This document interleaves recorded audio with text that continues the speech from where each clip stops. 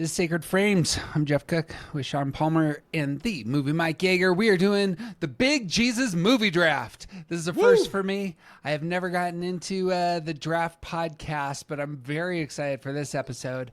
I don't know how these work, and so all of the oversight of this episode will be handed to Mike to lead. So, Commissioner, take it away. All right, and this is a first for all of us, so bear with us here. But you may be familiar with this, kind of podcast format. But we thought, as a treat to our lovely listeners on or viewers for that matter, on Holy Week, that we would dig into the expanse of films specifically centered around the life and times of Jesus Christ, but also elements of the church and spirituality, and for us to pit our rosters against one another. And I guess we'll put it to you in the comment section at some point in time of who won this draft. Not that that's really going to matter much, because it's really that's about who decides. It's the commenters who decide. The people decide. Come on. So how this is going to work? I've declared it. I've already won. The rest of this, I think we all think that. So, so we're going to go through 8 categories. This will be a snake style. We'll randomize an order, and then we will go through picking our selections. Once a film is selected in any category, it is thereafter off limits in all other categories. The categories are as follows. Category 1, movie Jesus. Direct depictions of the life, death, and or resurrection of Christ, whether or not he is the central figure, oftentimes more tangential, off to the periphery. Category 2, movie Jesus, in quotes. These are Christ figures in allegory, these sacrificial messianic archetypes featuring in many films and stories across, the human work of storytelling. Comedy and satire. 3, the absurdities of religion and religious culture on trial. Really interested to see, because Christians are not, we'll probably get into it, not the best at, being poked fun at and taking that particularly well. Category 4, the church. So this is the bride of Christ, so to speak, clergy and systems and faith communities, those good and those profoundly broken, as we see many of in our day and age and throughout history. 5, the devil and spiritual warfare. This could be open to interpretation. This is faith in conflict with either direct or allegorical evil. Really excited there. 6, BC, which we're calling biblical cinema, or Old Testament. These films not centered on Jesus, but perhaps on other biblical events. Number 7, the Great Commission, which is Christianity in the world. This is global Christianity, colonial missionary persecution context, the Crusades. There's a lot that the church has done well and a lot that it has done profoundly poorly through the centuries. And 8, last but not least, wild card. This is, us and our personal canon. Maybe it's something that got missed in another category. Maybe it's something that we want to be sure to call out. But the point there being something that we personally see Jesus profoundly as present in. So that's what we're going to do. And you're going to have, as a listener, 24 films here in the next hour and change to come out with some homework. So very exciting. So without further ado, then, you want to go ahead and get into it? Let's do it. I'm ready. Is that all clear? Okay. This is an empty bag. I'm just showing you. This is a J. For Jeff, it's going into the bag. Okay, come on. And keep this all in view. We're breaking out the Scrabble. We got an S. Yeah, if you're listening, I'm sorry. This is terrible podcast listening. M for Mike. Okay, I'm gonna. Go. This is all in view. Random. Okay, got it. Come on. So first pick, it's going to Sean Palmer. Woo! Out of the gate. Okay. I'm hoping for the turn personally, but here we go. Oh, second pick, caught in the middle. Movie Mike. In the middle. Movie Mike Jeff in the middle. Cook Movie will Mike, be on the turn. owning the name. Picks 3 and 4. Walking back around. So we are off and running. Sean Palmer, you have the first pick of the first round. What you got for us? Okay, so this is really tough because you have to think through your strategy. And partly that is whatever psychology I know of Mike and Jeff, like what movie are they going to want? versus what I can get. And so then do I start with a movie I kind of want, but don't really? Or do you go whole hog? Then there are some categories that are just like much more robust than others. And so it just gets tough to make a decision. And you were right, Mike, to want the turn. Jeff is in the pole position because you get to choose back to back. So I am going to pick with my heart, not out of strategy first. That's a good choice. And go with I'm going to start with, I think, Wild Card. Because I have wild card to start. Yes. Starting with a wild card. Wow. Okay. So in Wild Card, I will take, and Mike will not be shocked by this, I have to take Lars and the Real Girl. Lars and the Real Girl. Ryan Gosling, who is, the king of everything right now because of Hail Mary. One of the best descriptions of what it looks like to be a loving, accepting community. I love this movie. There are 3 scenes in the movie that take place in a church during worship, and the homily is every time about love. It's one of the most Christian movies that's ever been made. I could have taken this in the church category, but that's a little bit thicker for me. That category is a little bit thicker for me. So I'm going to start there. If you haven't seen Lars and the Real Girl, you actually don't understand who Sean Palmer is if you haven't seen Lars and the Real Girl. So out of the gate, that's my take. I didn't know what this movie was, and somebody rented it. I remember watching it at home, and I went in completely cold. And the movie started, and I thought, this is the weirdest thing I've ever seen, which by design, the first, 10, 15 minutes. And by the end, I was bawling at how beautiful the community is showcased in that movie. It's a fantastic film. Yeah. Story of acceptance and affirmation in the context of community, meeting someone in the course of circumstances and a relationship that you don't understand and seeing the humanity through that. It's one that I haven't revisited in too long. And one thing I was going to suggest, and maybe it'd be after this, are the release calendar is a little light kind of until we get to the summer, scope of things. So we may be revisiting a couple of these that we draft in fuller form here in the weeks to come. So that could be a high contender. So good pick there, Sean. I love that. All right. All right, what's it? All right, Mike? I guess it's to me, second pick. So, all right. So this is a somewhat deep category, but there is one that for me sits atop that I really can't see my list as complete without. This is in the movie Jesus category in quotes. And I preface it by saying this: a visitor arrives from beyond the stars, a son left earthbound. He lives among the people while the authorities pursue him. He brings unexpected and much needed healing. He is captured and taken into custody. He suffers and dies and is reborn. He ascends home, but not before instilling a cosmic link, heart link born of love. I'll be right here, reminding us he is with us always. That figure is E.T., the extraterrestrial, 1982. Directed by Steven Spielberg. It's a perfect film. It's one of my favorites of all time. It is an Easter movie on this Easter, Holy Week. Spielberg is a, Christian obsessed Jew in so many of his films. In a way, I love his spirituality, and I love the music. It's so perfect. And making my list the other night, I jotted down E.T. and I thought, that's going to be on Mike's list. I don't know if he's going to take it, but it was definitely in my purview of like this. And it's, what's this, 1980, 81 that E.T. comes out? So before your time, Mike, not before mine. I think most folks missed it. Most folks miss what that story is. Yeah. It's like, it's a cute little alien and they do the thing on the bike and fly by the moon and all that. But good capture. I've only watched E.T.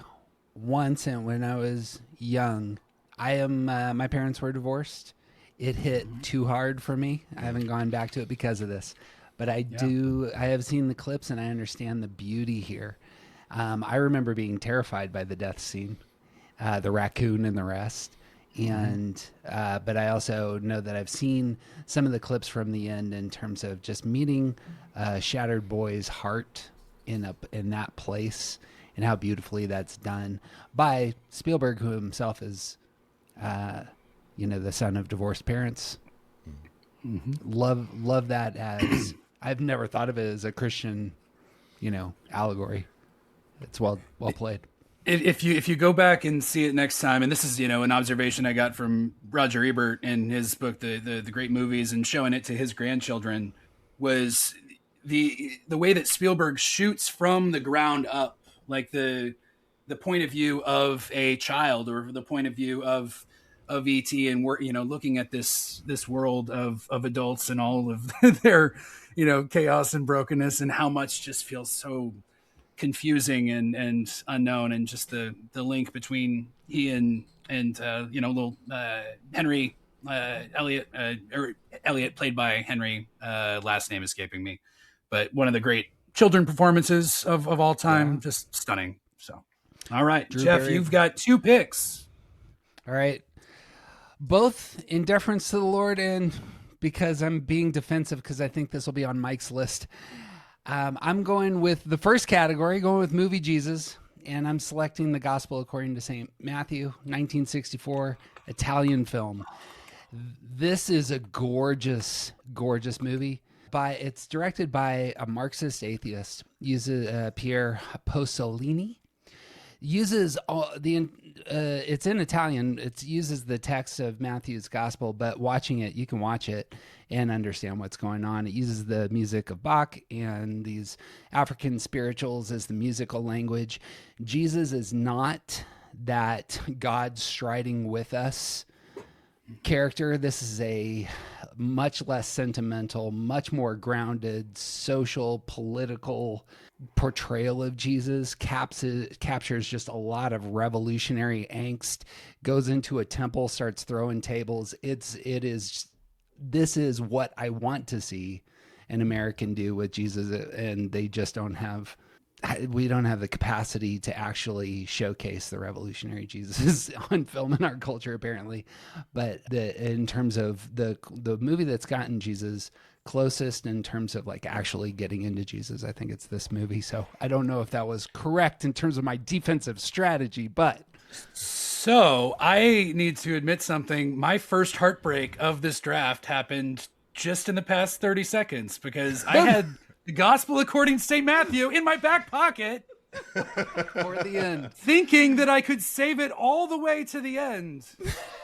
I just watched Pier Paolo Pasolini's The Gospel According to St. Matthew, 1964, last night for the first time in doing my research for this draft, and I was blown away. It's incredible. It is, it's everything that Jeff said. It is stunning visually. The spare dialogue that it's all taken directly from the gospel, I think, is just so brilliant, and so there's no padding to it. The visuals are slow and methodical, but so connected in emotion. You get so many shots of the people watching Jesus and regarding Jesus and the things that he is saying, and as Pasolini, as was mentioned, he's this gay Marxist atheist, and not the person you would expect to tell this story. But in so doing, he really taps into the radical countercultural nature of Christ and his message, and this being the kind of person that would rally this movement behind him. So that it is streaming right now on the Criterion channel. You may be able to find it elsewhere, but very much worth your looking out. And that's one I will be returning to quite often in the years to come. So I'm so glad to hear that you brought it out, Jeff. So you got another pick, or unless Sean, you have anything to add there. I have not seen this, and so I'm glad that it's on Criterion. It will probably be a weekend watch for me, if I can get caught up on The Pit. But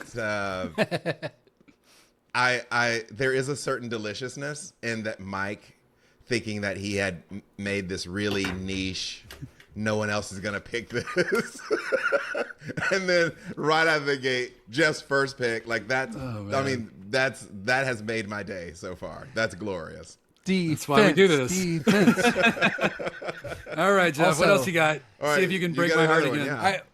Well, my second pick, maybe a heartbreaker. I'm going to go with movie Jesus, Allegory, and I'm picking Shawshank here.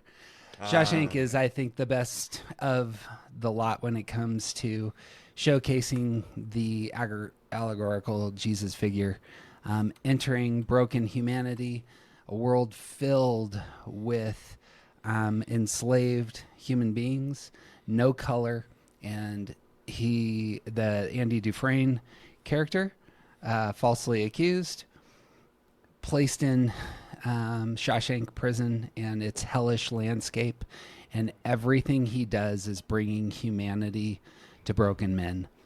And the cutting nature of some of the scenes, the one that pops for me most is playing Mozart over the open, men out in the quarters. What do you call that? The outside space, and allowing these two women to sing beautiful images of life over these men that are enslaved, and they haven't heard the voice of a woman for decades, some of them. And just glorious. The death scene is real. I was convinced the man was going to die and when I saw it the first time. And there's a resurrection. There is a death. There is a resurrection. Dufresne is himself changed in his going to the darkest places and coming out. And he's resurrected, and he draws other people into his resurrected world. Just couldn't speak more highly about this movie. What do you guys think? So I am deeply like claustrophobic person. I feel my anxiety rise in those, places. And so there are very few film scenes as genuinely hellish to me as, Dufresne crawling through the piping, and making this grand escape. But like that makes that, the liberation and the escape from it just all the more powerful. Just feeling that breath in the world return. I can just see him like throwing his arms up in the rain right now, and just it being about this broader redemption in a context that is so dehumanizing. I've had the great privilege to serve with a prison ministry here in Houston of late. Got another weekend coming up here in the middle of May, and being with those guys, some of whom have been there for decades and have many more years to go, and yet have found a kind of freedom and community and hope even in this hopeless place. I find so inspiring. And Frank Darabont's film, based on King's novella, just stunning work. Great pick, John. So I think we might need to get together and have a Steven Spielberg, Stephen King, like Jesus off, right? Because so much of their work Truth. You could do a whole like allegorical Jesus just from their works over the last 50 years. This is actually a film that I didn't see for a very long time. Like I think Shawshank came out in 94. 1994. And I don't think I saw it until well into the 2000s because I had to at a camp one year, and it's just kind of a beautiful, glorious story. So, but this is a theme like Spielberg that King returns to over and over and over again in his work, and this might be his best execution of it. Yep. Agreed. All right. Okay. Light us up, Two Mike. picks for Jeff. Back to me. And what am I going to do here? Shoot. Being caught in the middle is really like baking my brain a bit because I don't know I can tell you what Sean's you're not going to do, and that's the gospel according to St. Matthew. Off the board. All right. So I've got another film that I could probably wait because I don't even know if Sean, you've seen this movie. I think we've talked about it. But I would be remiss if I didn't have it on my list. It is a one of my like letterboxed top 4. It's probably my favorite film from my favorite living filmmaker. I will actually say that as a sentence, and I mean it wholeheartedly when I say that Martin Scorsese's Silence is one of the great films, not just of one of the great filmmakers' careers, but one of the great films truly in recent decades. 2016, I believe. It follows a group of Jesuit priests in feudal era Japan who are missionaries to these small villages and avoiding the authorities during a time of persecution and violence. The time of the Kakure Kurishitan, they called the hidden Christians of imperial era Japan. But this is Martin Scorsese at his best of digging into these matters of faith and doubt and apostasy and what does it mean to suffer for what you believe. There's a character that is very much this running joke of a St. Peter and continuing to deny and come back, seeking the forgiveness of Andrew Garfield is the primary priest. But you've got Adam Driver, Liam Neeson in a small but crucial role. It is a lengthy and thematically punishing film, but very, very worthy of your time and consideration. And that is in the Great Commission. That is my pick here. Silence, Martin Scorsese. Guys. It's on my short list for movies. Go ahead. Sorry. I was gonna say in your Great Commission category, right? So, yes. Okay.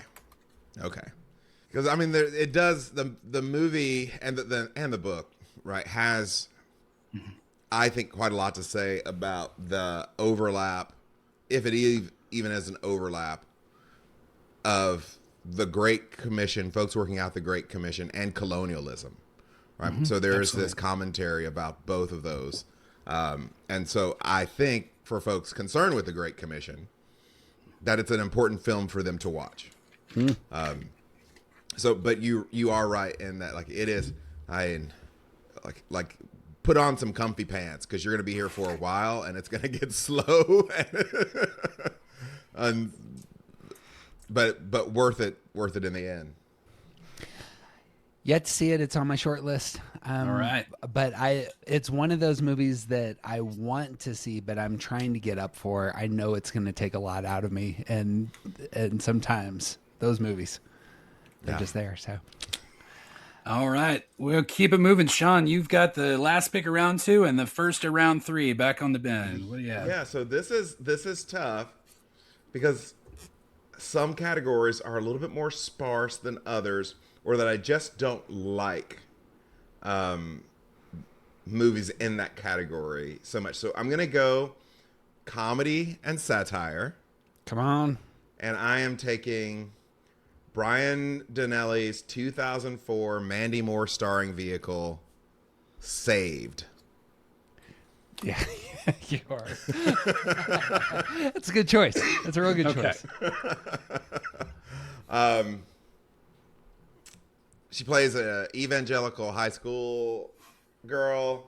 And a girl in her school gets pregnant, and pregnant by her boyfriend, who is a homosexual.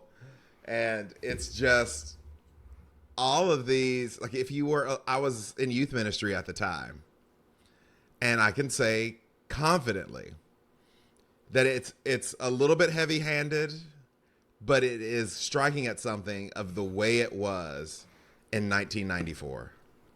And so at the heart of it, like a lot of teenage movies, it is about young people coming to grips with who they are, learning about life. And there was this one scene where Mandy Moore throws a Bible at this girl who's become pregnant out of wedlock, and they have this incredible exchange. And she picks up the Bible and says, "This is not a weapon." And it was just like that encapsulates so many people's experience of evangelical culture in the late 80s and the 90s. And that's why like that movie has to be on my list of like the comedy satire, because it wasn't just trying to make you laugh. It was actually trying to say something of a lived experience of contemporary teenagers. So that's my pick. I don't know. Do you guys know this movie? Oh yeah. You go ahead, Jeff.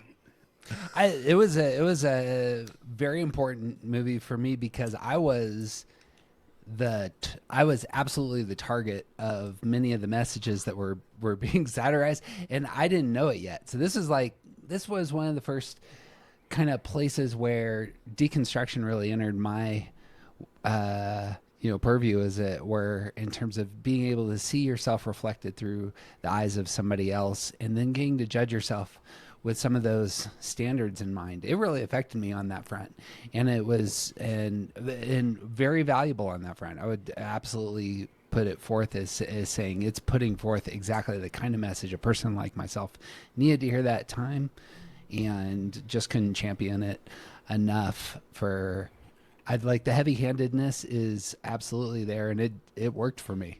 So, and in a way where it was like, yeah, you know what, we really need to rethink that and that and that. Damn, they got a point. That was my experience of watching that movie. So,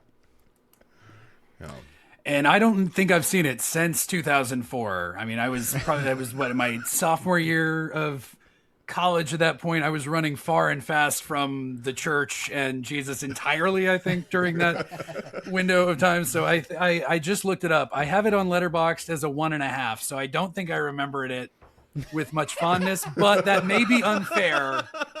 I think that may just be a placeholder rating, so I will give Saved and Mandy a second go here at some point in time.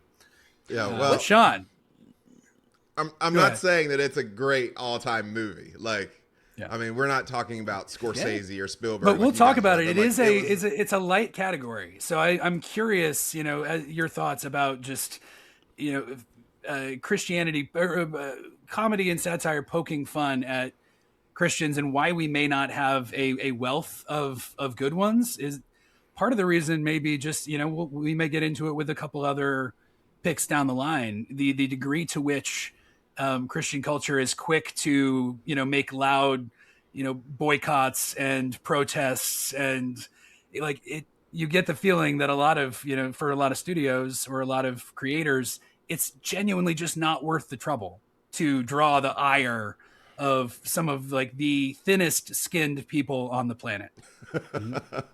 Well, there are a couple of things I think that are really important to say there. Is one, no one wants to go see a movie to get made fun of. Right. And at that time, I don't think anybody was interested in spending that kind of time with Christians. And so I was working on a project several years ago that would have included some Hollywood people if I had just kept on working on it, but I got sidetracked by other things. And someone who has a theater in LA and works in the business, who is a Christian, told me, the thing you have to know, Sean, is that Hollywood, the only thing they want to do with Christians is make fun of it. Right? So, but then you turn around the last several years and you've got a show on HBO like The Righteous Gemstones.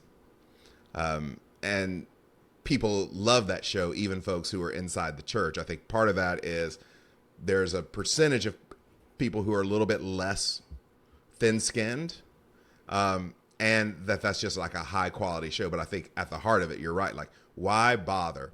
The people who it centers won't come see it, and the people who it doesn't center don't want to deal with those people, at least in that way.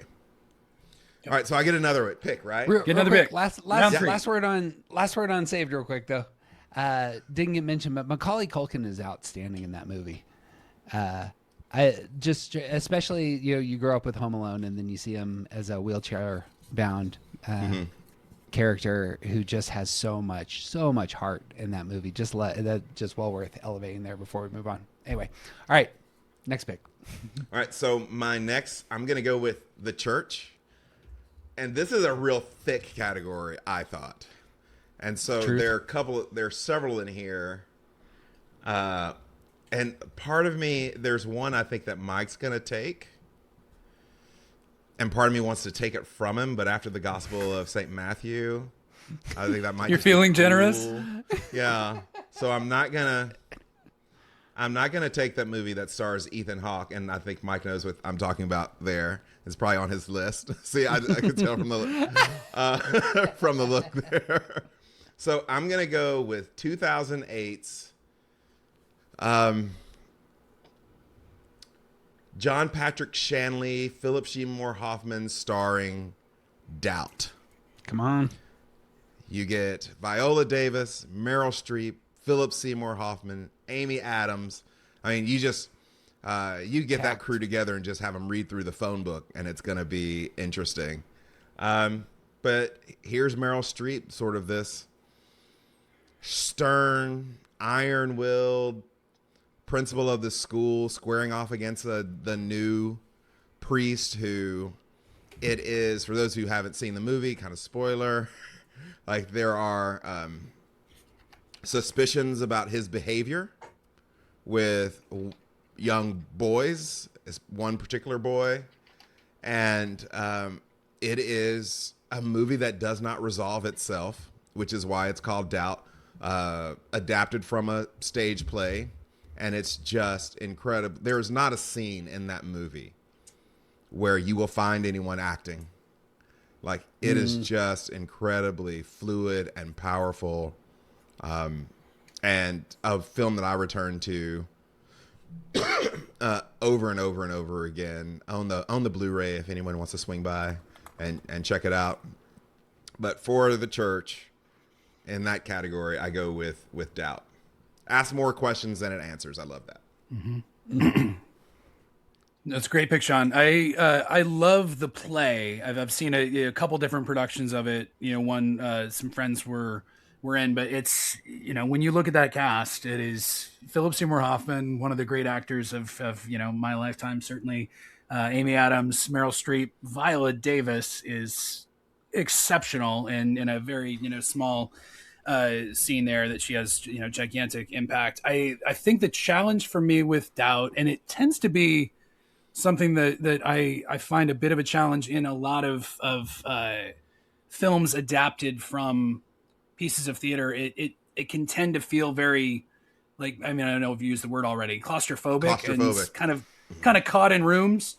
And I find that to be the case a little bit in Doubt. I find it serves itself better on the screen. That said, I mean, it is an acting showcase, and when you get these characters and these words in the same room, like you said it all really well. It's a great depiction of the church, and also the different roles and power structures within many churches, and how those are different with one another in these various formulations in ways that I find interesting. Another Jeff. one that is on my list, and I'm trying to get the emotions to get up for it, and have heard nothing but beautiful things about it. So I'm glad that it's back on the radar. I will say this, and I'm not a trigger warning guy typically, but around certain subjects, I am. So if you have got sexual abuse, sexual assault in your history or very close to you, you just need to know that going in. And I would say the same thing about movies like Spotlight, like, not to spoil necessarily for anybody, but it's like, you don't want to be blindsided by that, because it's not a movie that, like Silence, that really asks a whole lot of you because the actors are so good in it. But you're working through a particular topic with particular people who are working through that topic. And it's you will feel something about how at least one of those characters feels about all of this. And the scene where Meryl Streep and Viola Davis are walking down the street together, and you get the perspective, you get Viola Davis's perspective on all of this, is just absolutely gut-wrenching.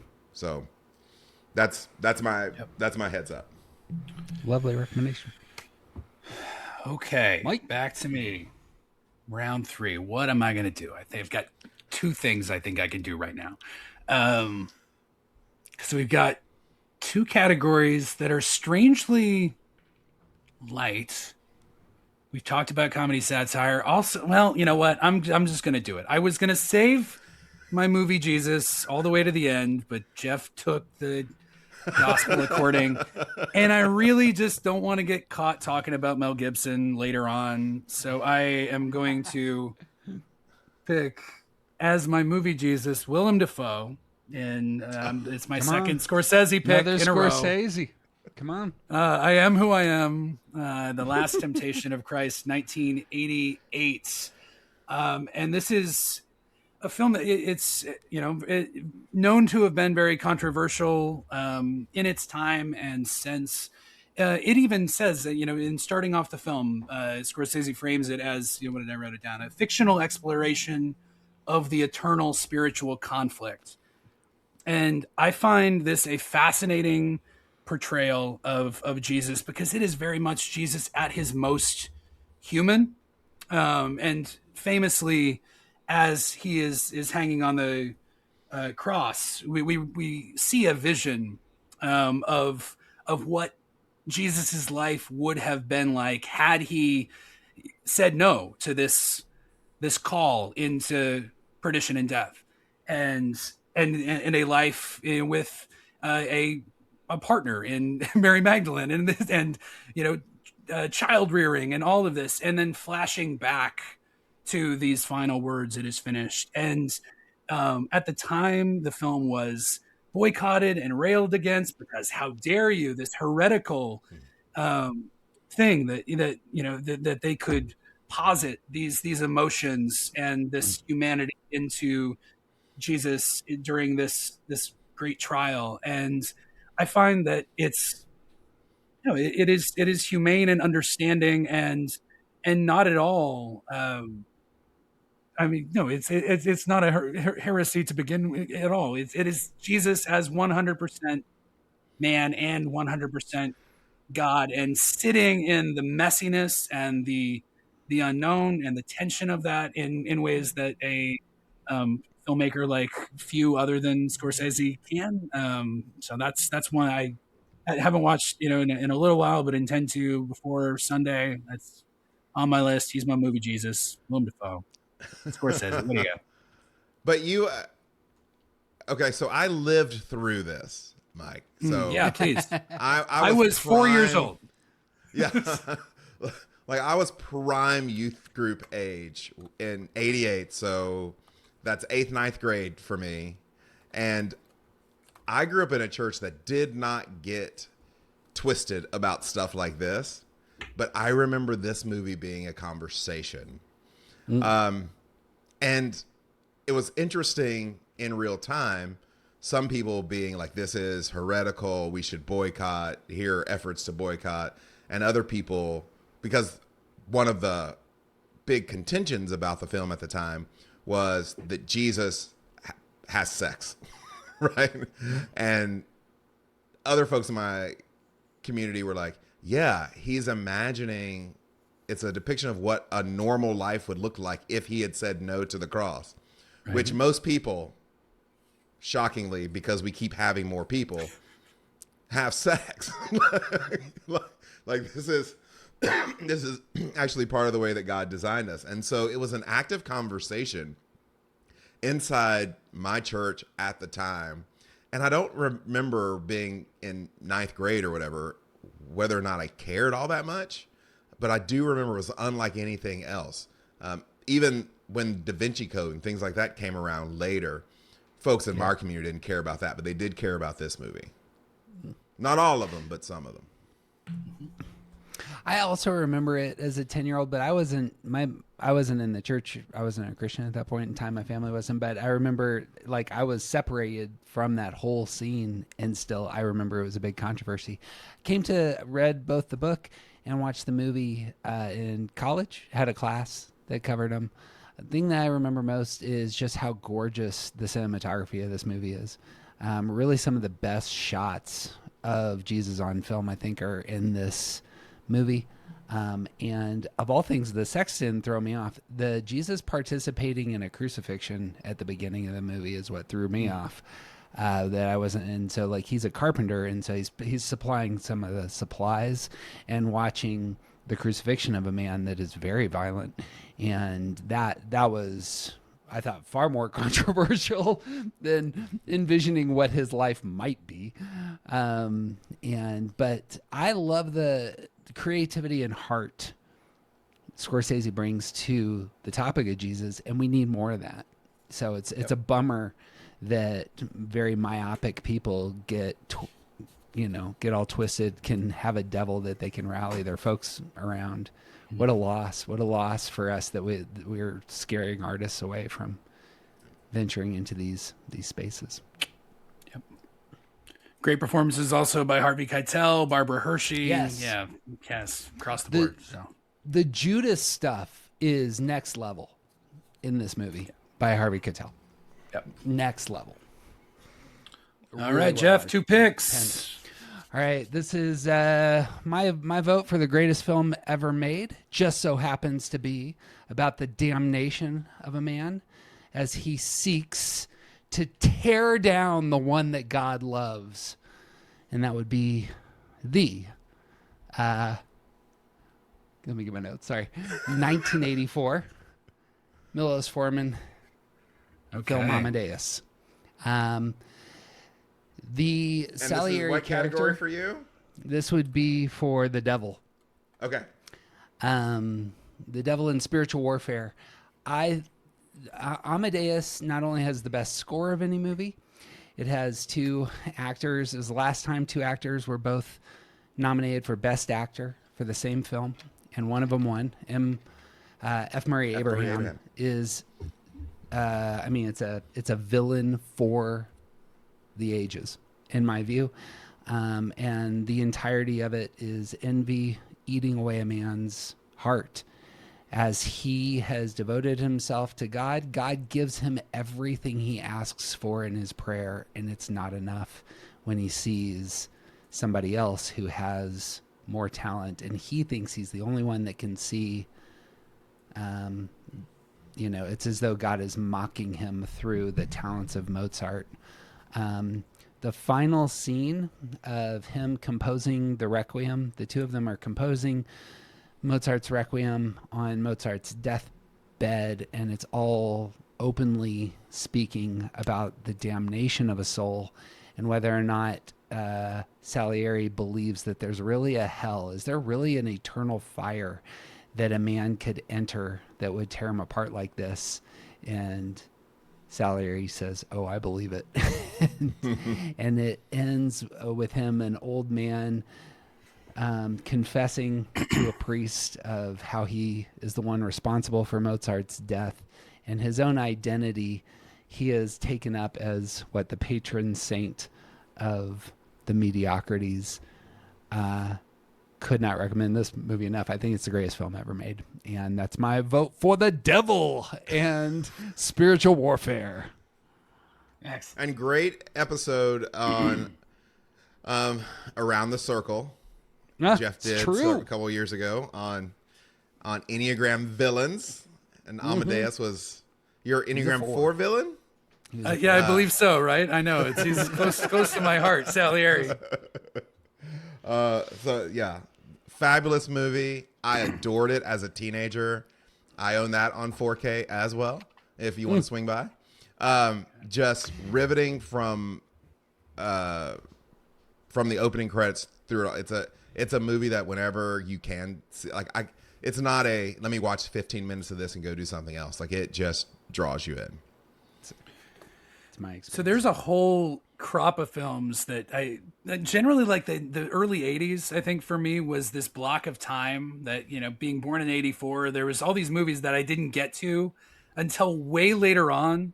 And I look back and always assumed, I put Terms of Endearment as in this category. Amadeus was certainly in this category. These movies, it's that just seems like this dry, fusty, old thing. And then I watched Amadeus, and I said, how come nobody told me Amadeus is an absolute laugh riot? Masterpiece, yes. It is wonderful. And everything you guys said. Yeah.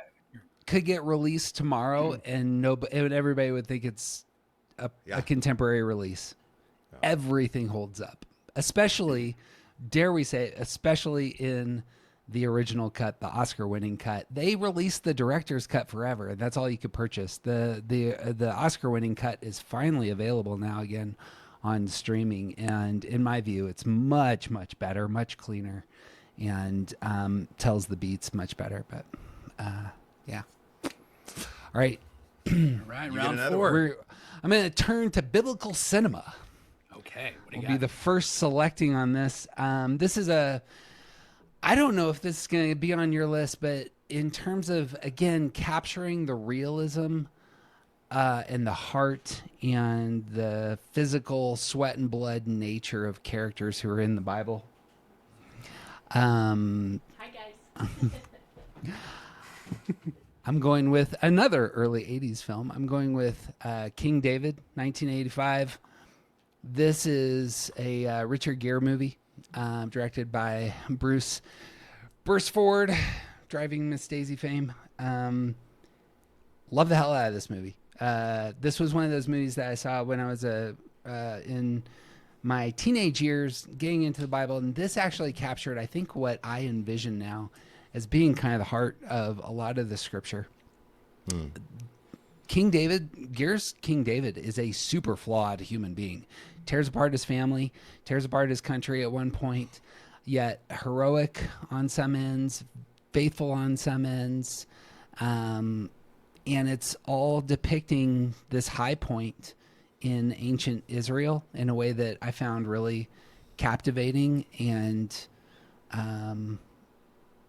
it pinged for me as true, as opposed to, again, a lot of Bible on film just doesn't ping for me as true, but this one does, and I just couldn't recommend it enough in terms of like just if we're looking for movies that actually depict the Bible well. It's really done well. So, have you guys seen this movie? I have not. Don't know this at all.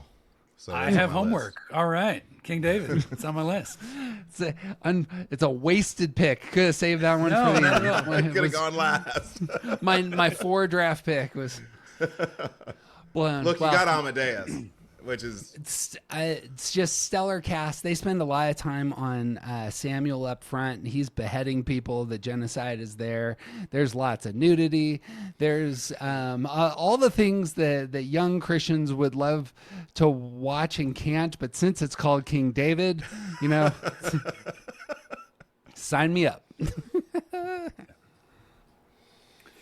All right, you're up, Mike. All right, back to me, and I have decided what I am going to do. Yes, I have. Okay.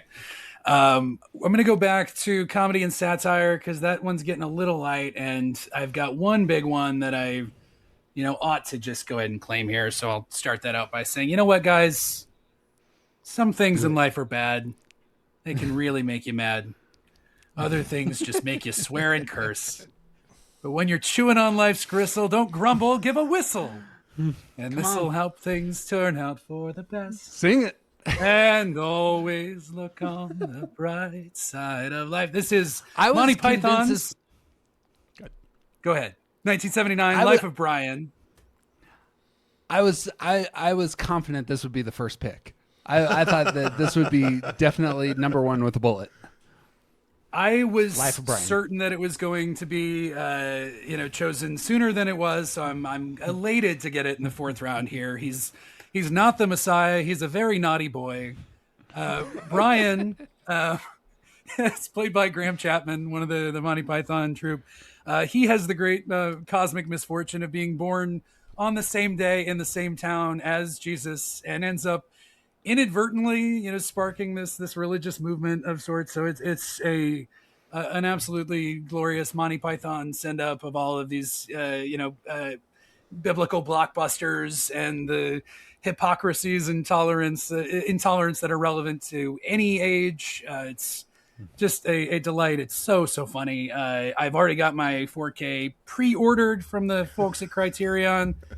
It'll be not quite in time for Easter. It's coming out in mid-April, but it'll be out there soon. Monty Python's Life of Brian. You guys, I assume, have seen it and laughed a bit as well. My favorite scene, and having written a book on the Sermon on the Mount, the Sermon on the Mount section is just fantastic with these people who are too far away to actually hear, and they Blessed start are the interpreting, cheesemakers. what makes them so special? It's metaphorical. He means any dairy product. The just rolling jokes over and again. It's so good. Oh goodness. If I had done this with my friends from high school, they would have chosen The Life of Brian. I'm going to say something that many will find heretical. I just never got Monty Python. And I've felt like I've had to live a huge part of my adolescence pretending that I did. And it was like, my friends would always want to watch some Monty Python movie. And I was like, it's just not for me. Like, I'm not saying it's bad. It's just not for me. I knew it would come up in this draft. And I knew that I would not be taking it. Like, it was one of those that I knew that someone else could keep. Yep. That's Fair. funny. All right. The only reason All right. I didn't select it was because my only my selection for comedy is going to be a pet. What do you call that? Just something close to my heart that nobody cares about. But Life of Brian, I think, deserves the top spot on the entirety of the list. So well done getting it at what, number 12, 13? Hey, it's falling in the draft right into your lap. Yeah, it's like Shador just right down to you. It's all right. I've got a few more out there, unless Sean snipes me with his next two picks. I know I got two, and I'm very excited because there are some categories getting thin, and I'm just going to let them keep getting thinner so I can get some movies that I want.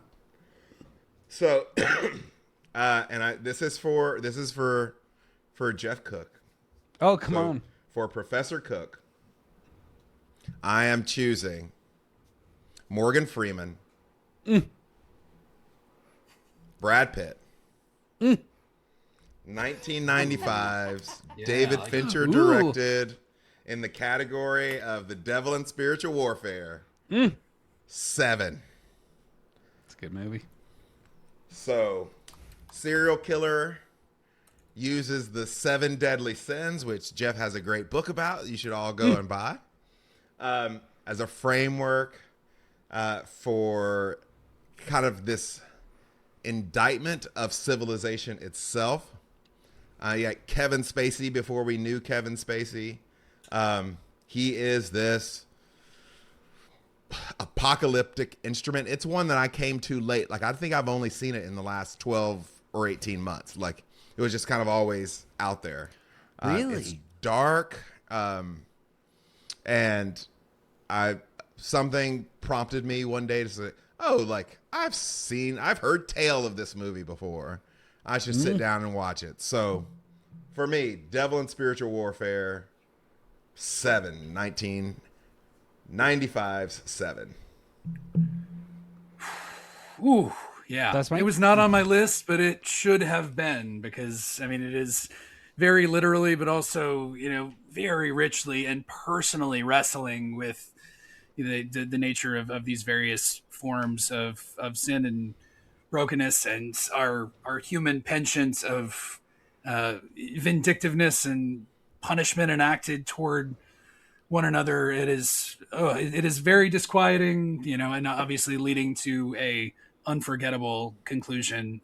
So if you haven't seen it, we'll say no more on that. But Yeah. Morgan Freeman, especially, his performance is just next level, even by his own standard. So. And Agreed. Really kind of understatedly so. Like, it's a quietly great performance, I think. I think this is one of the great films. And it's, again, a devil character who struggles with envy. All of his serial killing comes out of this very toxic religious place that needs to get showcased, I think, for our culture, just how badly things can go when you misunderstand a tradition. But so much of the script is what strikes me here. Aside from the visual, the visuals of this movie get taken up by the recent Batman in a ton of ways, and it's just visually stunning, brutal in terms of showcasing the sins. The sloth death is horrifying. The gluttony death is horrifying. The lust death is horrifying. All these things are horrifying. But the script is amazing. There are no missed beats. There's a line that's a throwaway line from Brad Pitt up front where he's wrestling with remembering the name of one of his coworkers that was murdered, and it sets the tone for everything for me. And I love the hell out of this movie.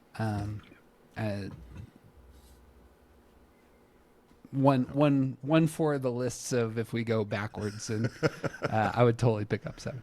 Oh. Yep. So I have 2. So I'm gonna go one more. biblical. I'm gonna go biblical cinema. Come on. And I am so glad that this fell in the draft. This is this is like the Tom Brady 6. Like, I cannot believe I'm able to pick this up. I'm already writing it in, Sean. What's that? I said I'm already writing it in. The best Moses film ever made.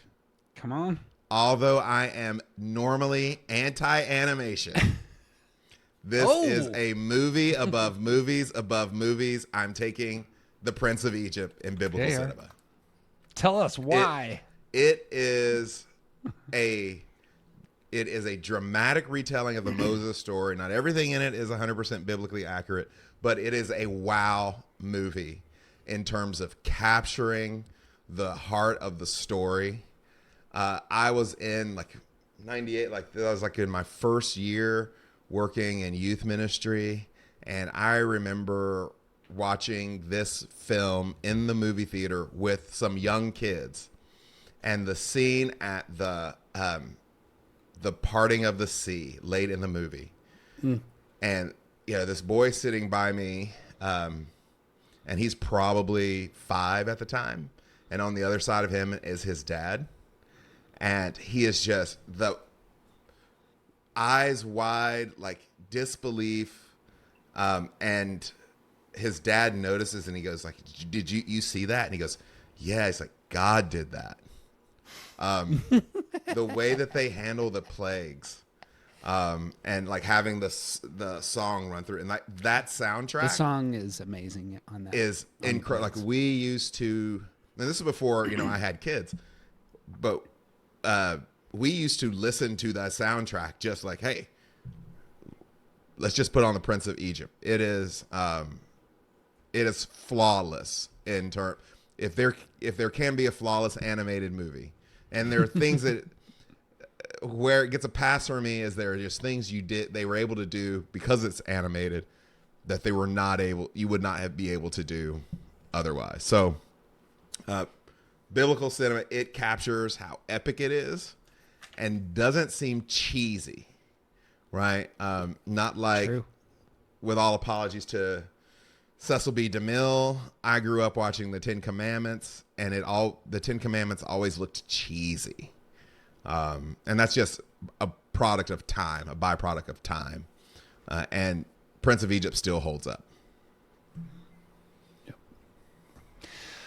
I'm a huge sucker for brotherhood stories, and that element of that film is a much needed addition to bring the heart into those characters that you don't necessarily see in the biblical text. I'm super moved by the relationship between Ramsey and Moses and the depth there. There's a place where Moses is leaving and it breaks Ramsey's heart, and that scene particularly I find just cutting and beautiful, and really there's a lot I would continue to want to say about this, but all for it is a choice. What do you say, Mike? Yeah, so famously, I think Sean and Sean's daughters have given me a significantly hard time for underrating the Prince of Egypt on my letterbox. But I think, in my defense, I think that's a matter of it being, coming out in 1998. I was 14 and like all in my arrogance of teenagedom, and probably was too cool for it. And I did rewatch it with the kids couple years ago and was stunned. I think particularly what I appreciate about it, just on a construction level and the artistry of it, happening at a time in which, and it is very much a hybrid of hand drawn animation and computer generated imagery, but it weds those two together beautifully, and is a time where that was falling out of the process of a lot of movie making, and we've lost something in that. It's why the films of like Hayao Miyazaki, for instance, are those that I find so spiritually evocative, not just because of their content, but because they have a handmade, tactile kind of quality that really undergirds a story like this, and the power of it, knowing the kind of not even tedious, but the very incremental, very careful work that goes into creating frame by frame, cell by cell. I have such respect for animators, but specifically that lost art of hand drawn animation. So I wanted to call that out. Yeah, Mike likes animation, but dislikes the best animated movie ever, which is The Prince of Egypt. So go figure. I don't know. I wouldn't have dare taken it from you, Sean. Even if. I appreciate that. All right. Back to me. So, all right. I've waited long enough. I am going to go to church. And as, you guys know, listeners may know, I grew up Catholic. And so I've always had a, fascination with Catholicism and the Roman Catholic Church and the picking of popes and all these things. No! And so there was a film a couple years ago that topped my list in 2024. Featuring a one of the great performances by, for my money, the greatest actor working today. I think Ralph Fiennes is probably at the top of my list. His portrayal of Cardinal Brother Lawrence in Conclave, Edward Berger's film. That is my pick for the church. So the Pope has died, and Brother Lawrence is being tasked with assembling all of the cardinals from around the world, and they will be sequestered in a time in which there seems to be some insurgent violence happening in and around the streets adjacent to the Vatican, to select the new pope. And I think that what Conclave does extraordinarily well is show the competing agendas of these various figures and their various factions within the church and what they represent, tradition versus progressivism, and what it means to be the church. And there is a character who figures greatly into the plot, and I won't talk anything about the ending, because there's a truly stunning and powerful twist of sorts. But Father Benitez, who has come in as a late contender, so to speak, for the pontiff, he has been listening to these guys go back and forth at each other. And I just needed to, say this quote, because it's one that hit me like a ton of bricks at the time. It's one I continue to come back to. He says, "Forgive me, but these last few days we have shown ourselves to be small, petty men. We have seemed concerned only with ourselves, with Rome, with these elections, with power. But these things are not the church. The church is not tradition. The church is not the past. The church is what we do next." And I find that to be, Christ's invitation to us as both parishioners and practitioners and participants in, God's renewal in the world. And few films in recent years have gotten that as keenly as Conclave. So I'm lovely to have that on my team. Snatched. That was going to be my next pick. So we're trading. You guys are even now. I agree. I was gonna say, I loved Conclave. Mike and I disagreed about the ending, which I felt like you could see coming 30 minutes into the movie. But I let him, he gets Catholic points for finding the ending more interesting than I did. So I'll just let it be with that. The twist or something else with the. You just spoiled it. Mike went through. You gotta bleep it. Bleep that on the podcast, Jeff. You saw it coming. Yeah, I did not, and I didn't either. I cried like a baby, just sobbed in the car on the way back. I had to stop before I even left the parking garage. I thought it was so out of left field the first time I saw it, and then watched it the second time. Like, okay, I see them setting it up through the nuns and the rest. Damn I it. saw the whole Okay, time. cut that part too. I saw it the whole time. I was like, clearly this is what's gonna. I didn't know exactly why it was gonna be, but I did know like who it was gonna be. All right, back to you. 2 picks. All right. Well, just actually to please. build on Yeah. what you're saying, I think talk about a stacked cast in there. Yeah. Just men who are Tucci. seasoned actors. Fiennes, Lithgow.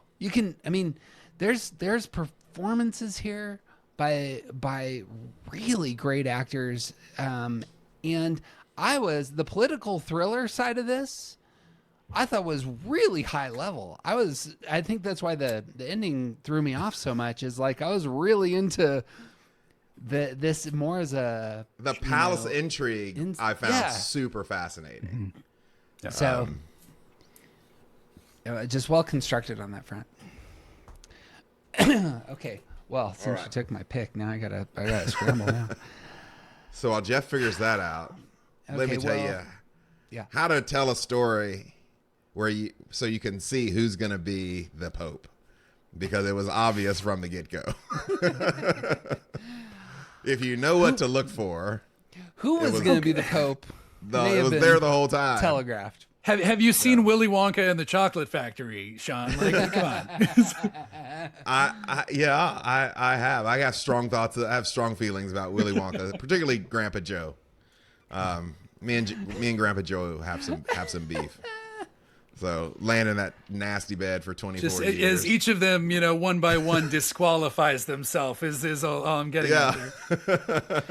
All right. Well, I'm going to go with the wild card to start us off, or to start my turn off. This movie I thought was going to get selected. I find this one of the best Christian allegories recently, in terms of really showcasing some of the heartbeats of Christianity. So often in superhero films, you have powerful good guy versus powerful bad guy, and they punch a lot, and powerful good guy wins because he had bigger muscles. And that's not how the Dark Knight works. Dark Knight works in that they are fighting for the soul of a city. And the hero has to both showcase there's a better way for us to be Gotham, and at the same time, he has to take the sins of the city upon himself and take them out of the city so that the city can be freed. I find this a fantastic Jesus image. The best scene in the film has nothing to do with either the Joker performance, which is obviously Oscar worthy, winning, and a villain for the ages, and the Batman is also stellar. But the best scene in the movie is on two boats, in which a prisoner gets up, and knowing that he has to blow up another boat to save himself, tells the prison guard, who has an explosive device in his hand, that he's the one that's willing to blow up the other boat. And him standing up and saying, "You don't know how to take a life. Give this to me. I'll do what you should have done 10 minutes ago." And we all know that he's a criminal convict going to blow up the other boat so that he can save himself and his other prison guards. And he throws the device out the window.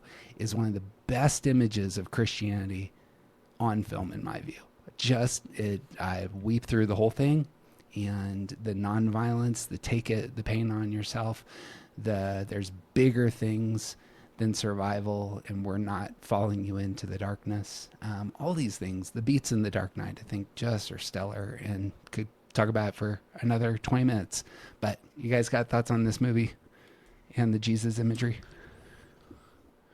Love the movie.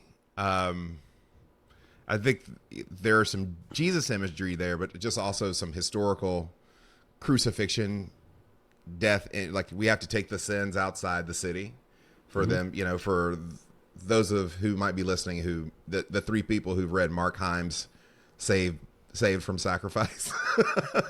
for the few folks who there's a lot going on there. This is a movie that changed the Oscars. Like, this is the reason now that we have 10 Best Picture nominees instead of 5, because after The Dark Knight, folks were like, how could this movie not be nominated for Best Picture? They had to nominate Doubt, Sean. and they were right to do so. It's a fabulous movie. I tend to think the middle movie in trilogies is always the best one. But it rewrote how superhero movies were made, what they could be, in a lot of different ways. And so it's like a stellar pick. I have issues with Maggie Gyllenhaal, but other than that, it's fabulous. I told a friend last week, I'm just going to have to forgive Maggie Gyllenhaal for not being Katie Holmes. Of all things, I feel the opposite way. It's like, why didn't you hire this woman first?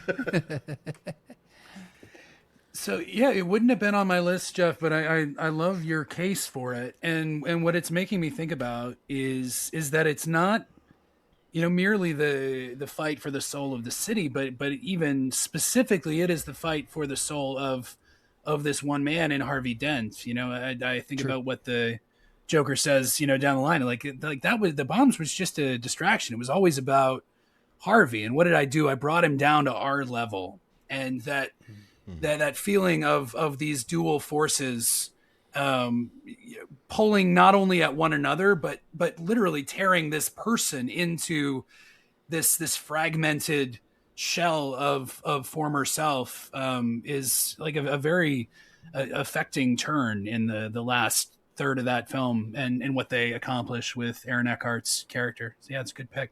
It would have been very at home in the spiritual warfare category in that regard as well. Truth. Oh, I got another one, don't I? You got another one. Okay, I'm going to save some of mine, which I know you guys aren't going to pick for later, so that I can end on a basket. My one, this is for comedies. It's just close to my heart. I remember watching it as a young person and just loving the hell out of it. And it's Oh God, You Devil with the great I love this George movie. Byrne. George Burns, for those who don't know, did a what was also a controversial film, Oh God, in which he played God. And it's with, of all people, John Denver, who was really good and can actually act. And there are lots of heartfelt moments in that movie, and it's God showing up in a court. Like this man is being put on trial for believing in God, and God shows up and starts doing magic tricks and stuff. And it's really a clever take. But they turned to a sequel, I guess this is the third in the trilogy. Mm-hmm. And George Burns plays the devil, and he is stellar at the devil. And he's a music tycoon, who's preying on the souls of people who are willing to sell their hearts for fame and fortune and the stage. And he gets his hand on one poor guy who's willing to give it all up so that he could be famous and be successful in music. And the God, and so Burns plays both the God and the devil, and they're fighting over the soul of this one man. And it all culminates with them playing poker over this lone man. Real clever twist, which I won't spoil. Just worth YouTubing the final poker battle between God and the devil. and just love the hell out of this movie. So anyway, it's a what do you call that? It's like your. I realize nobody else likes this, but guilty pleasure. It's a guilty pleasure movie for me. No, I loved this movie when I was a kid. You and me. And yeah, it was fun. It was on. I remember it just being on HBO like all the time. Right. And like it's actually Ted Wass was in that movie. Ron Silver. It's not a throwaway movie at all, but Yep. True.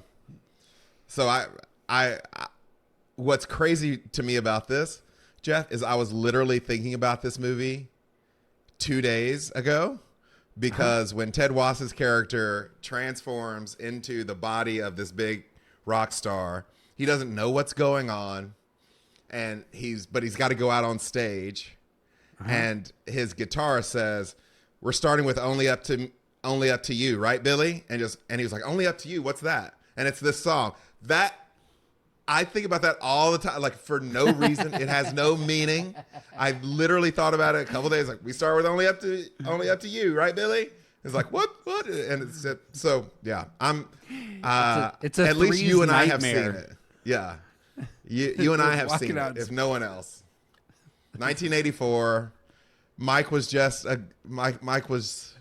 Just I have coming seen in the neither womb. Oh God nor Oh God You Devil. I remember Oh God primarily as a VHS cover at my grandmother's house. Right. As far as it went. Not surprising. That's very But more believable homework, right there. more homework, along with King David, David. Oh God, you devil! I'm writing my list down. Okay. All right. So it's to you, Mike. So back to me. Oh my goodness. Okay.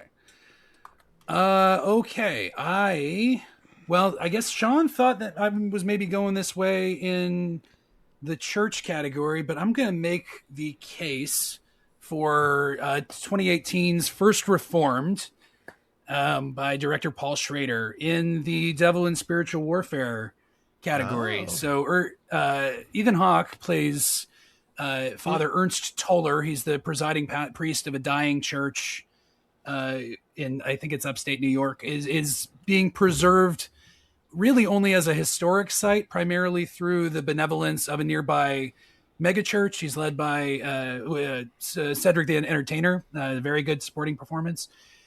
And then after one of his congregants commits suicide, this young environmental activist, Reverend Toller descends further into this existential personal crisis, which is just very much this true dark night of the soul, and dealing with the environment and creation care. It's dealing with matters of addiction and loss of faith, and it's all leading to an ending that I continue to find so mysterious. And depending on your perspective, it could be seen as either salvation and this transcendent moment of liberation, or just outright apostasy. And I think you could make the case for both, but that's what makes, I think, Schrader, it's probably not accidental, it's on my list. He's also the screenwriter of Last Temptation of Christ, has worked, very closely with Scorsese in those faith films kind of throughout their shared careers.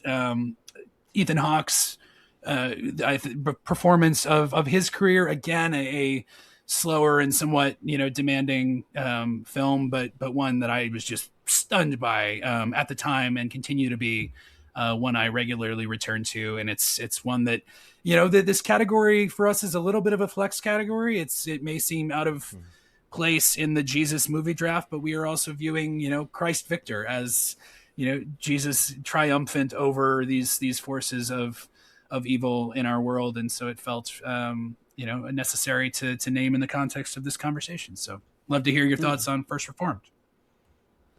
Well, I've only seen it once, and it's part of not a straight trilogy, but like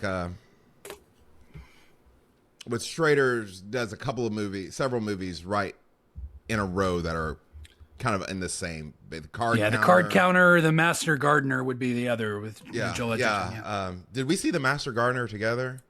I believe so. Yeah. Yeah, so I know that Paul Schrader really he's really into men sitting at desk by themselves.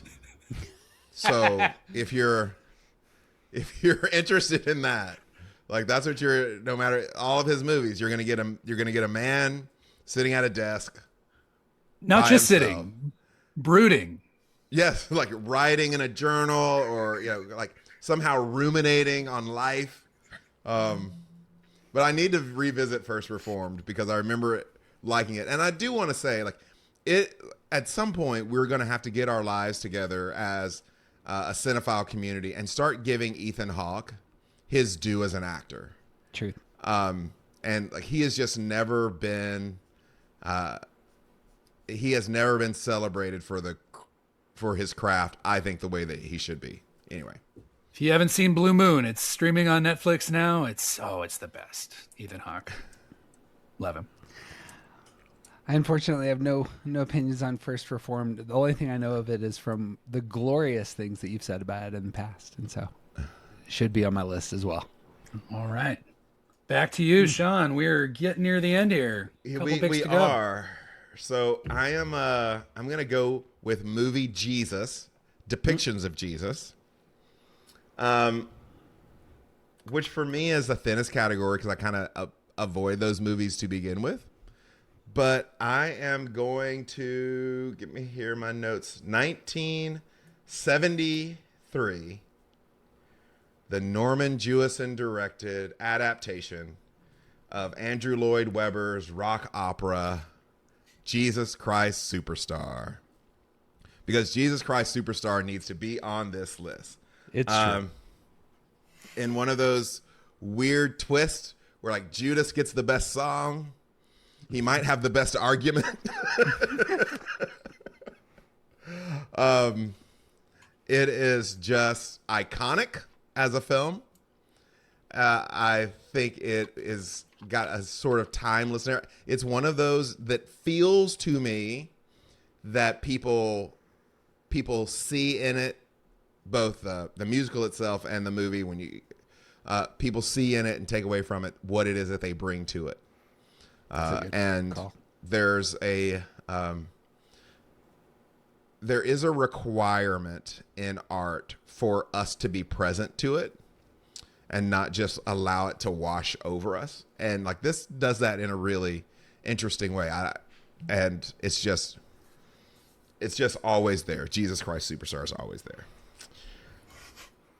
And then movie. I would love to talk. Jesus. Oh, go ahead. You have something else to say? Yeah. Jesus Christ Superstar. Go for it. My favorite. I also am thrilled that this makes the list. My favorite fact about Jesus Christ Superstar is that it inspired one of the great New Testament scholars ever in terms of his approach to historical Jesus, and that would be one Nicholas Thomas Wright, who after seeing N.T. Wright, after seeing Jesus Christ Superstar had never thought about the fact that Jesus had a perspective that could be named, that could be talked about, that you could look into how Jesus was seeing the world and the motives that Jesus had in Jesus' own work. That had never been on his radar, and most of his work came out of that as what are the desires of this person, and that inlet created in what's often called the third wave of historic Jesus, history, and has been truly valuable in some of our circles. And so, but came out of his experience of that film, and that, or at least it may have been the play production, but. I have something way less insightful than Jeff just offered, is that Gethsemane is a wonderful song, and it featured in a Broadway Peloton ride I did a couple weeks ago that really got me up and moving. So nice. Peloton song. Hey, you know what? The Lord is always moving, And if it's a Peloton, that's just as well. All right, and so I'm going to go with the movie Jesus. And this is really tough because there are a lot here that I want. And there are a couple that I want to sound more. I want to sound smarter than I actually am, but I'm gonna take it. I think in movie Jesus, I'm going to have to go with Keanu Reeves, Come on. The Matrix. That's a good choice. It was number 2 to E.T. for me, for the record. It is one of the best Jesus allegories. So good that I think after the first movie they were like, "Oh crap, we didn't mean to do it that. We didn't mean to go that hard at it." And like everybody watched that movie and walked out and was like, "We're talking about Jesus, right? Like we're obviously talking about like that's what this movie's about."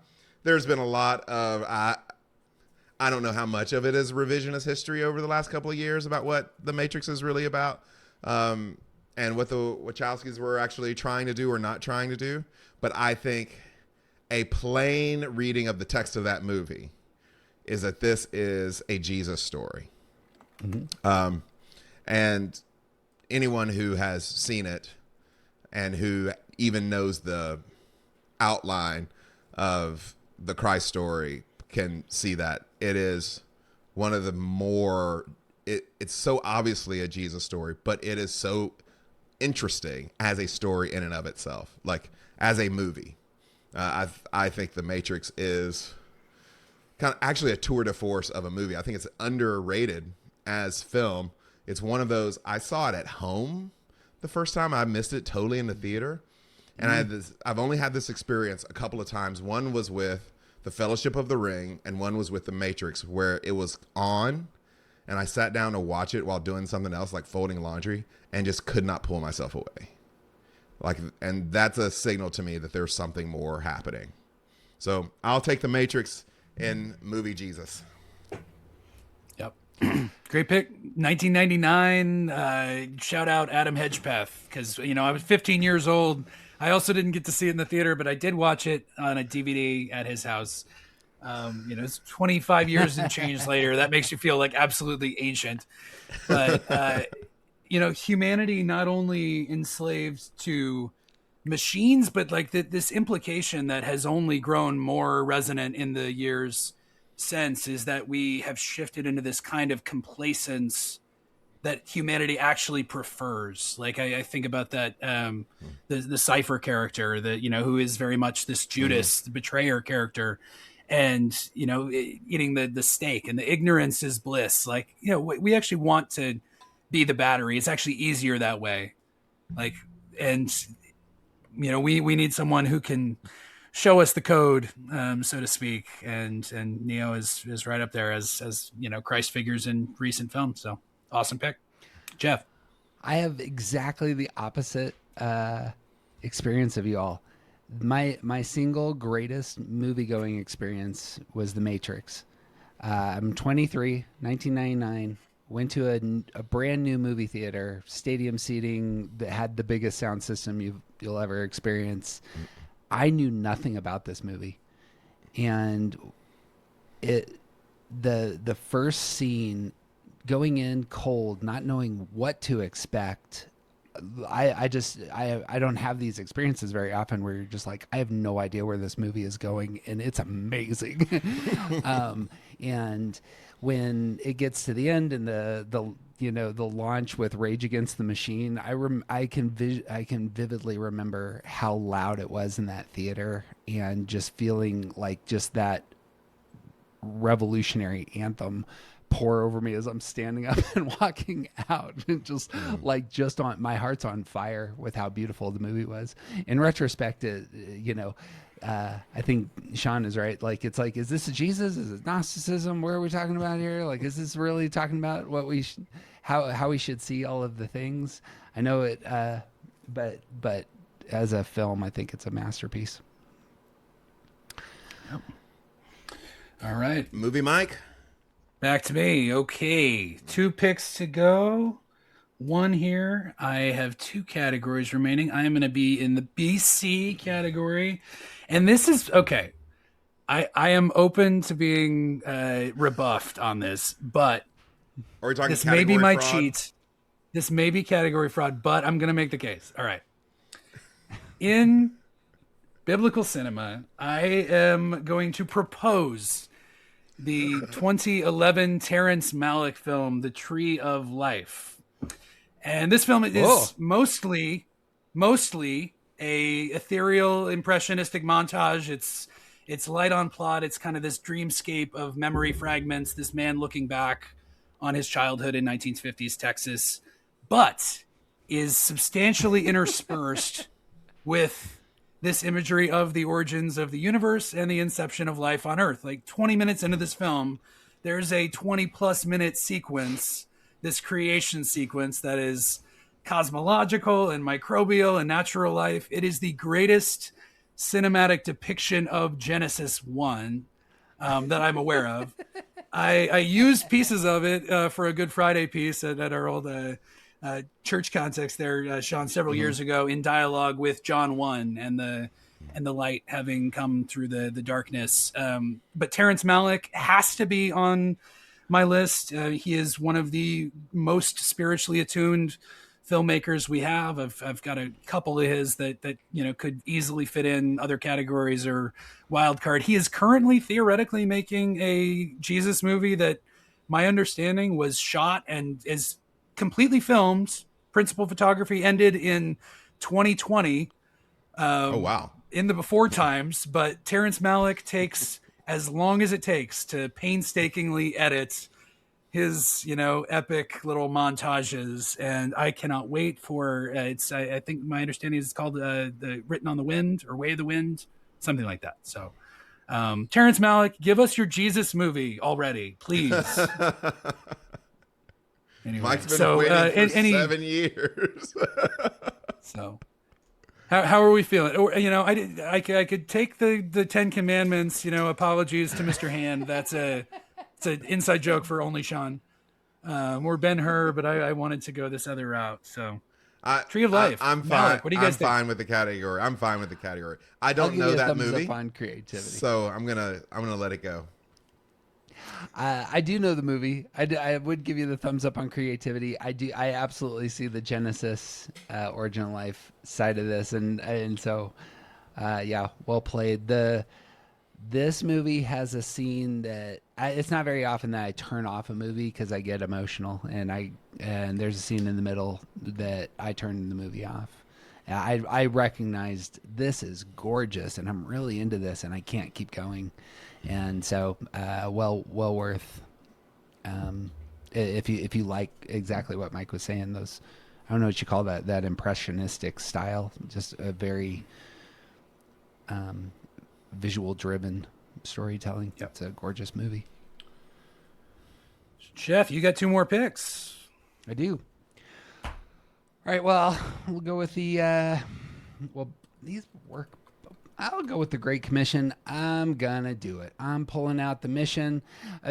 I'm all 80s all the time, my friends. But Jeremy Irons and Robert De Niro. How can you go wrong? This has one of the best images of nonviolent political opposition in any film for me. This showcases the heart of what it means to be a Jesus follower for me, in contrast to the yahoos who think that a gun's going to help us establish the kingdom of God on earth. This is a vastly superior way of understanding the way of Jesus.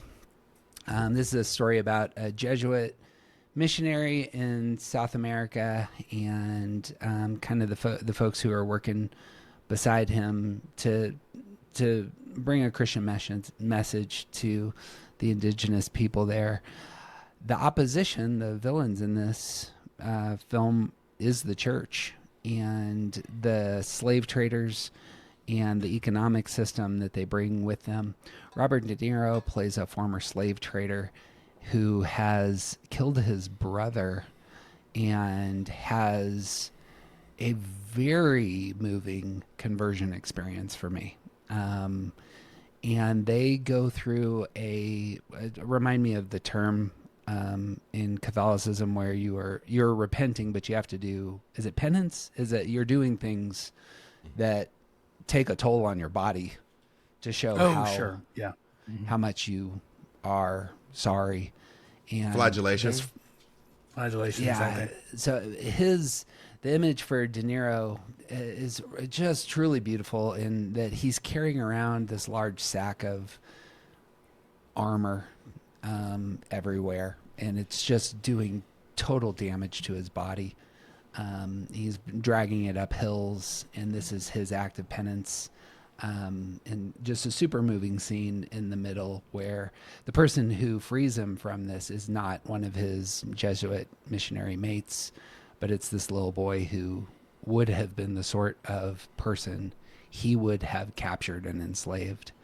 And just truly beautiful. And then the ending of this has just a confrontation between the missionaries and military men, and again, just epic, beautiful image of nonviolence for me. So, you guys see this movie? You into this movie? It's been. I was going to call out specifically the score by Ennio Morricone. The music is absolutely phenomenal. It's one that I will use oftentimes as a writing backdrop. So it's in my like heavy soundtrack rotation. So it's I can even hear the tune as we're sitting here. But yeah, lovely film.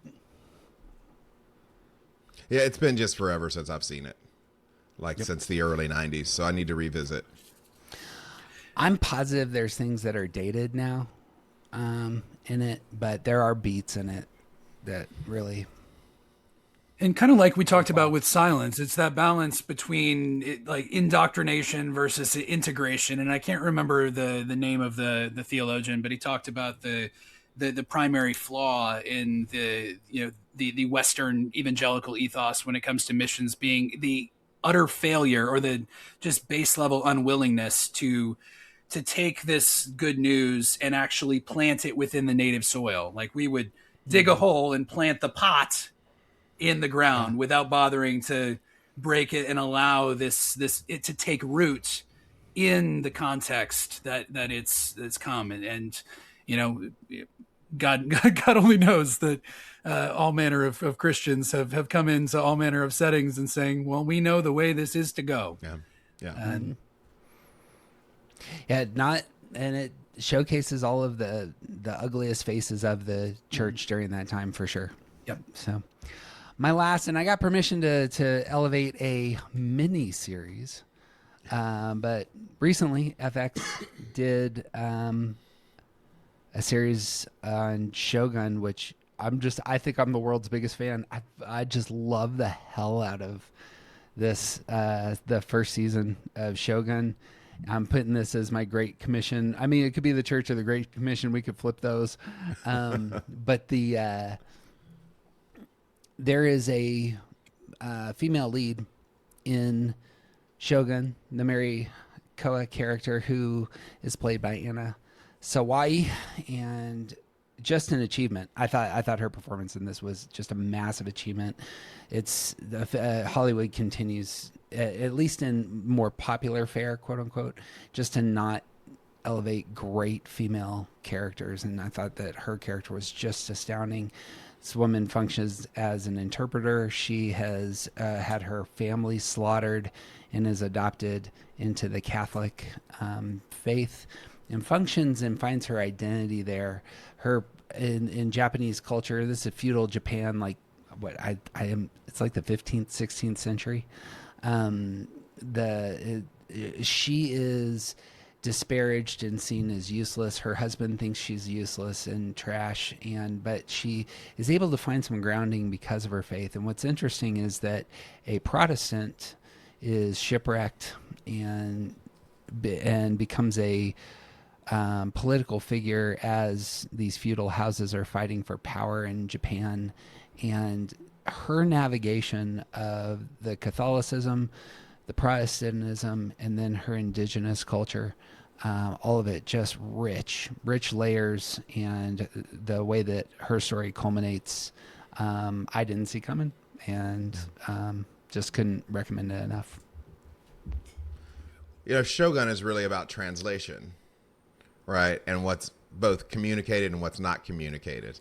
And you get a situation like feudal Japan, where you're already in a culture where so much is embedded in a small gesture or a way that things function. I mean, it makes it a very complex story and complex characters. And she also did a great job on Monarch Legacy of Monsters at the same time. Really different roles if you want to see her do two different things. Yeah, excellent suggestion. Good pick. Remains a blind spot, mea culpa, but I will get on it. Worthy. Put that under the church for me in the mission for Great Commission. I think I said those. Yep, got it. But You will do a lot do reading watching Shogun. I will tell you that. Over half the show is subtitles. I so want to turn it on and just have it as background, and you can't do it because of that. It's so much of it's in Japanese. So funny. Anyway. Okay, my last pick. I am in my wild card, and I can't believe it's here. I've had if only for the Gospel of St. Matthew, I would have had a perfect run because my personal number one seeds here. So I couldn't be happier to draft one of my favorite films of all time, probably the one I've seen more than any other, certainly at this point, because I watch it yearly. I mean, certainly over the last couple decades. I am drafting from 1946, director Frank Capra, It's a Wonderful Life. It's the best of the best. Not just a Christmas film. It is a very much a post-war film. And this is Frank Capra and Jimmy Stewart both coming back from having served active in the military during the conflicts of World War II and bringing the severity of those experiences back with them. You can see the haunted tenor of that's in Jimmy Stewart's body, even in this character, as he is taken on George Bailey, this person who never gets the chance to leave his hometown of Bedford Falls, and this crisis of faith on Christmas Eve when the money has gone missing from the deposit, and he thinks about ending his life and is met by an angel who shows him, you've seen the movie, what the world would have been like without him. I don't need to pitch It's a Wonderful Life to you. It's incredible. I cry every time. It could have gone in the church or the Great Commission. It could have gone across the board. But it is one of the films that I very much see the love of God within, the Christ-like, love that we hope meets us in our time of personal plight, through the embodied community with whom we have been living a life and supporting mutually one another over the course of these many years. It's, can we go back to, this level of compassion for one another in our times of crisis? It's an open question, guys. I'm by no means an expert on this, but Jimmy Stewart, whenever he goes dark, he doesn't seem like a dark actor. But when he goes dark, it like I've always really emotionally moved. When in Hitchcock films and in this, the dark moments, I've like it pierces something. And as you said, I mean, obviously a classic. And you can see the difference pre-war and post-war in those performances across the board. The what he brings to his later career, I find fascinating. Yeah. Well said. Yeah, the main question is not whether it belongs in this category, but is It's a Wonderful Life a Christmas movie? And here's my argument. Christmas doesn't play a role in this movie until the last 30 minutes. And Christmas is more incidental in It's a Wonderful Life than it's incidental in Die Hard. And I just find that just really fascinating how one is universally received as a Christmas movie and one is like much debated. Christmas is completely incidental to It's a Wonderful Life, except that's when we all watch it and love it. Like I own the Blu-ray. I don't know, do I have that on 4K or not? It's always worth it. I watch it with my mother-in-law every time she's here for Christmas, and she tells us all the same stories at the same time in the movie. It's part of the family ritual. Like this is where Grandma tells us about sock hops, what sock hops were like. So great pickup. It didn't even cross my mind to drop it in this draft, Mike. All right, you've got the last pick, Sean. Whole My wealth of last options pick. in front of you. Wild card. I know. I mean, when I think about all the movies I didn't get, Truman Show. Yeah, we'll call out Schindler's some honorable List. mentions as well. Like just all the ones I didn't get because I didn't. But I'm gonna go with this because I have Great Commission left. I'm gonna go with 1997, the movie that introduced us to Djimon Hounsou, Steven Spielberg directed, Amistad. Love Amistad. It's 1839. There's a slave ship rebellion and a trial. And the closing of that movie, where John Quincy Adams gives his closing argument, is like this beautiful articulation of and for humanity. And so I recently saw it again, maybe 8-10 months ago. And it's a little bit slower than I remember. I saw it it came out. Some of you will remember when this used to be the case, where it came out on Thanksgiving weekend. We had to go early to buy tickets, had to go early to show up to get a seat. Me and my wife and our in-laws, and it was just absolutely stunning. But it is, I think, a really good piece of art about what it is when the Great Commission goes right and when the Great Commission goes wrong. And reminding that Christian people that the Great Commission actually can go wrong, much like we were talking about before. So I'm going to take Amistad as my Great Commission movie. Most underrated Spielberg film for me by a mile. I think this deserves to be elevated significantly.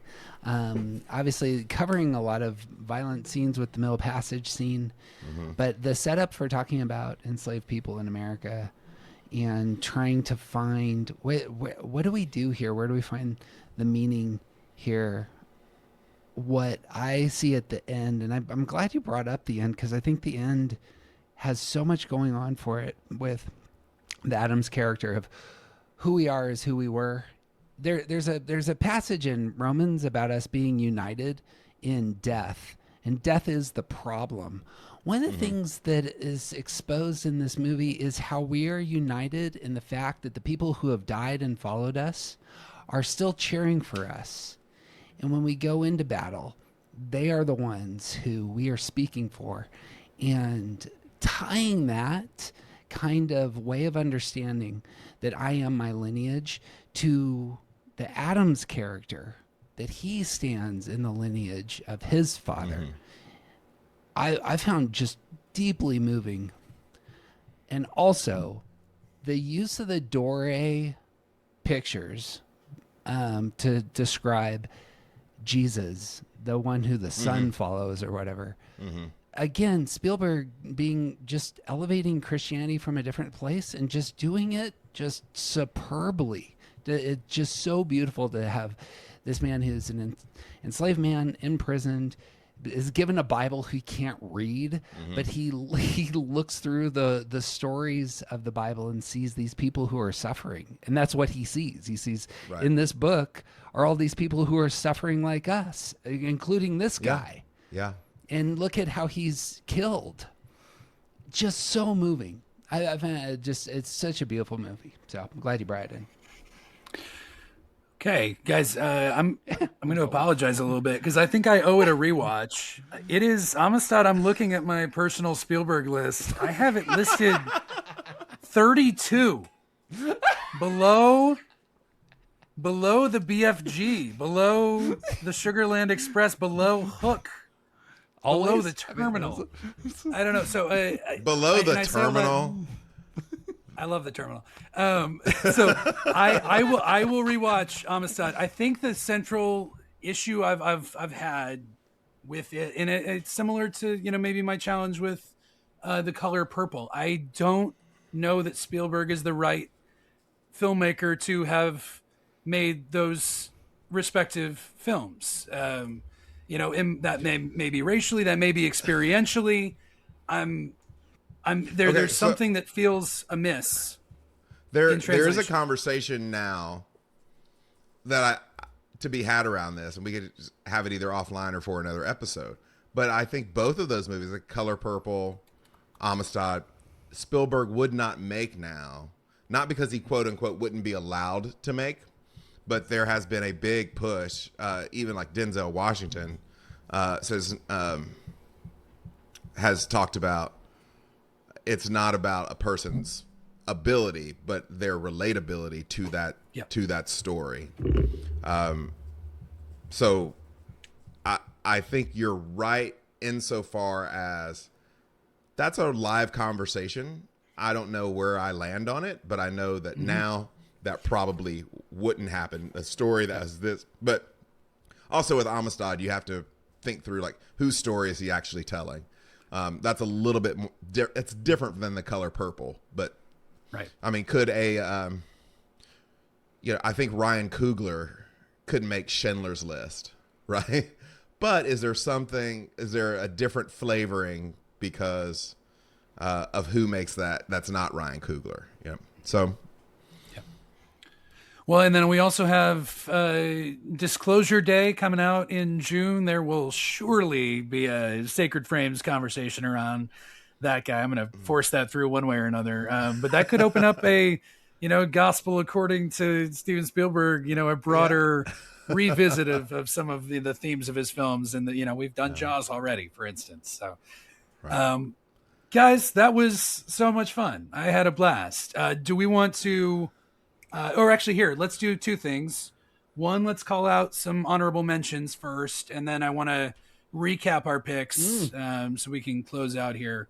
Anything that we were missing, I have a few that I'll call out here, and then I'll get out of the way. Babette's Feast being there, Chauncey Gardner. These would have been for Movie Jesus. The Iron Giant, Wall-E, Dogma. We didn't get to talk about in comedy. Mass, a great film, very theatrical. Fran Krantz a couple years ago. The Exorcist, Spotlight, A Hidden Life, another one from Terrence Malick. Ridley Scott's Kingdom of Heaven was on my list. Crusades. Guys, what do you have? I had several of those. Children of Men was also on my list that I didn't get. I thought Sister Act might be fun. A Netflix movie from a couple years ago, The Two Popes, a movie I actually really like. Yeah. If I didn't get 7, was going to be The Devil's Advocate. Keanu Reeves, Al Pacino movie from the late 90s that I really enjoyed. Denis Villeneuve's Prisoners. We didn't get Prisoners on the list, so there's still some meat on the bone. Or Denise Arrival, for that matter, Oh, yes. Like, Mike's going to do a whole episode just on her rival. Oh, just wait. Disclosure Day, we're going to do the sci-fi theology draft. Just you wait. I had, in third places across, I had Bruce Almighty might come up. Yeah. I also had the Iron Giant. I think the Iron Giant definitely needs to get elevated.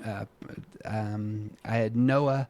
I had Hacksaw Ridge as another image. I had Hacksaw Ridge, yeah. And Les Mis, the beginning of Les Mis with, not the musical one, but the one with Nielsen, just has a cutting image of the priest up front.